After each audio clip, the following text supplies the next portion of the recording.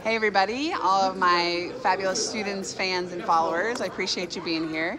Christina Stuart here with Christina Stuart Photography, and welcome to Photo Tips Tuesday. I'm actually at the Space Coast Convention Center with my booth is set up here behind me, and I'm actually going to be photographing the awards ceremony for the Business Acceleration Network. Annually, they give away awards to people who are do medical innovations, who are giving back to their community, and a few different other amazing awards. So if you haven't heard of us, check out the Business Acceleration Network and find out when our next event is, because I'm the official photographer for it. So I'm very involved, and it's a really fun event, really amazing people, and this is kind of the fancy awards night of the year. So what I want to talk to you guys about today is some compositional tips that everyone can use, whether you're a professional photographer like me or you're just using your cell phone to take pictures on your vacation. Everything in between. You can use this if you have an SLR, which is a single lens reflex, which is a kind of camera where we actually take the lens off, get a different one, and put it back on. Or point and shoot, which are completely automatic, just those, little pocket ones that are about the size of your cell phone now or smaller. You can use these tips for anything. So I'm going to take you off of my little stand to bring you back. I want to talk about this picture right here. It is demonstrating what I call the rule of thirds. It is called the rule of thirds, where you're actually going to divide your viewfinder or your picture while you're looking through your camera. You're imagining dividing your picture into thirds vertically, right, like this, and again horizontally. And one of the tips you can do with that is you place your subject matter's head in one of those imaginary crosshairs, and other things, you can put buildings in that place, you can put other parts of the body in those different crosshairs or different quadrants, right? So the point is that you don't have to have your subject matter in the center of the picture, and it actually provides more interest for your viewer if you don't put them in the center. So for example, walk into it. With this one, let's get that glare out of the way.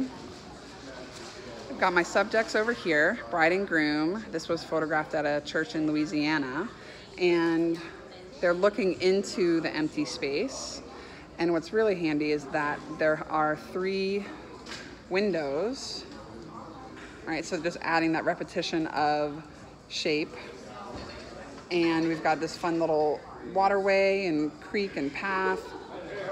Some other elements that provide interest in the photo and lead you throughout the picture versus just having your subject matter in the center. It can be really boring.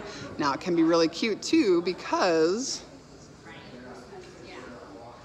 this one is not necessarily in the center, a little bit of the rule of thirds too, but he's taking up 2/3 of the picture. But one of the things that I did with this one is he's, again, looking into that open space, right? So think about where your subjects are looking. If I cut it off here, it would look a little awkward because he would be looking so close to the edge of the picture. So by leaving a little bit of open, empty space in front of him where he's looking, the viewer can imagine that, oh, he's looking into the street, or he's looking at his mom, which actually I think he was always looking at his mom, who was playing with him in the front yard on the slide. So you want to leave some open space. That's a compositional tool as well. Very easy to use. You don't have to zoom in.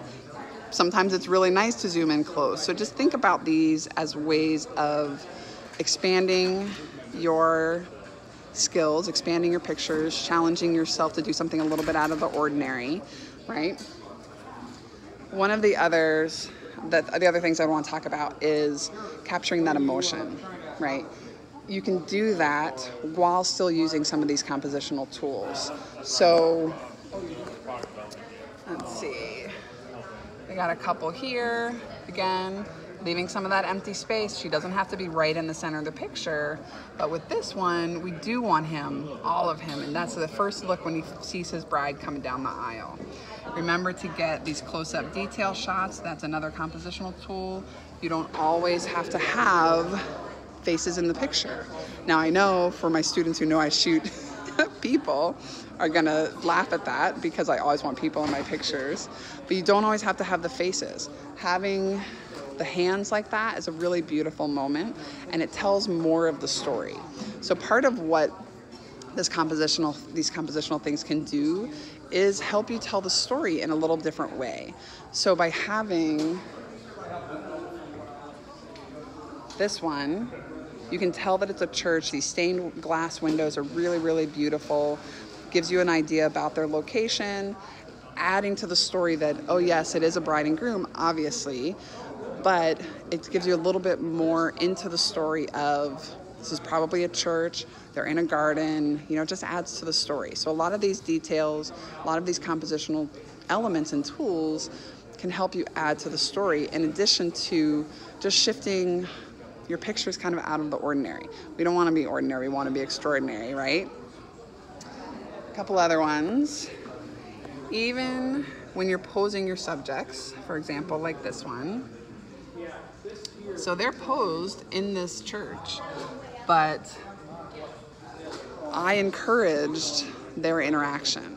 You know, I had him lean over and give her a kiss, or I'll say, like, whisper something in her ear, right? So I get them into a place where I know looks great, and thinking of composition, cleaning up the backgrounds, making sure there's not a mess behind them is another compositional element. And then encouraging them to just be themselves.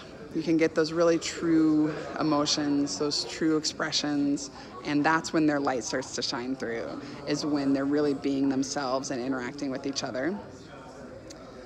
Another compositional element is using the repetition of shape, right?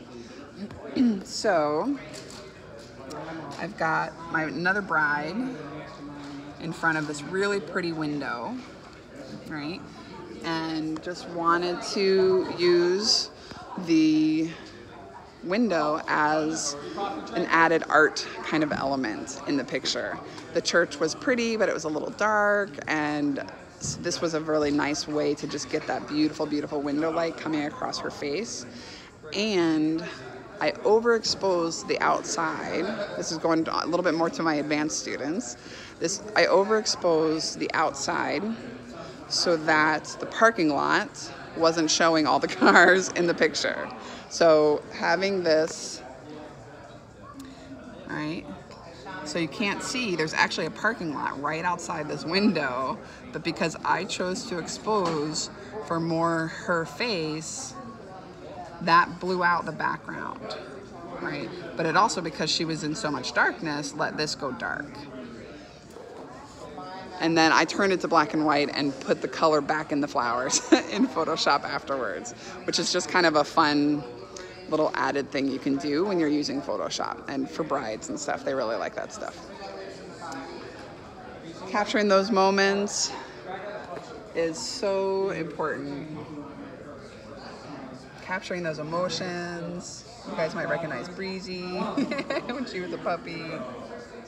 3 things going, really. There's Lee and her wedding day in her beautiful blue dress.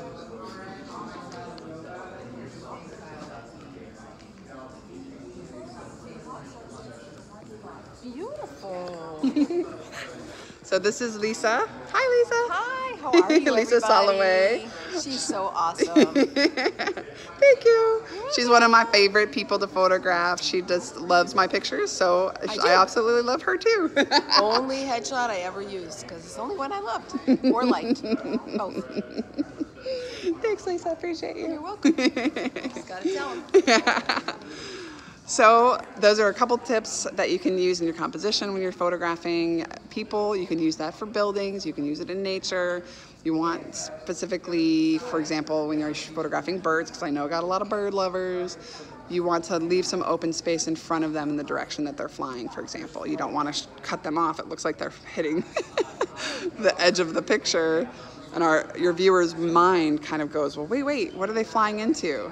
So you want to leave some of that open space. So think about leaving some space, do some rule of thirds. Show me some examples. I would love to see you guys using these tips. So post it below, and you can direct message me at Christina Stuart Photography or here on Instagram. Thank you guys so much for watching my Photo Tips Tuesday, and have a fabulous week. Bye.